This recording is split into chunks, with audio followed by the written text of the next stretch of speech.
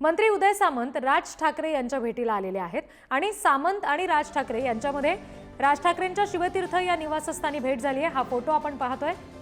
मराठी भाषा दिनानिमित्त ही भेट आहे अशी माहिती दिली जाते।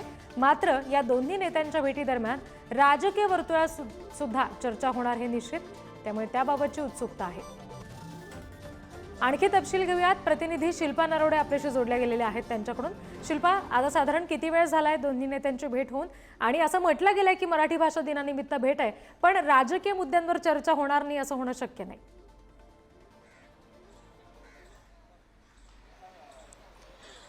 रिद्धी, आपण जर पाहिलं तर मराठी भाषा दिन आहे, त्यानिमित्त जे शासनाचे कार्यक्रम आहे त्यांचं निमंत्रण देण्यासाठी मंत्री उदय सामंत हे राज ठाकरेंच्या भेटीला आलेले आहेत। भेट झालेली आहे, जवळपास 15 मिनिटं भेट होऊन झालेली आहेत। आतमध्ये चर्चा सुरू आहेत।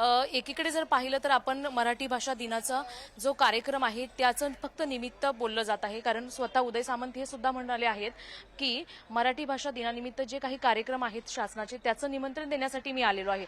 मात्र आपण जर दुसरीकडे पाहिलं तर स्थानिक स्वराज्य संस्थेच्या ज्या निवडणुका आहेत त्या अगदी काही दिवसांवर, काही महिन्यांवर आलेल्या आहेत। त्या अनुषंगाने कुठेतरी एक राजकीय चर्चा देखील होण्याची शक्यता आहे। विशेष म्हणजे मराठी भाषा दिनानिमित्त प्रत्येक जिल्ह्यामध्ये 27 तारखेला प्रत्येक जिल्ह्यामध्ये पुस्तकं उभारण्याचा एक शासनाचा अजेंडा आहे। त्या अनुषंगाने विचार केला जाणार आहे, तशी चर्चा होणार आहे असं उदय सामंत म्हणतात।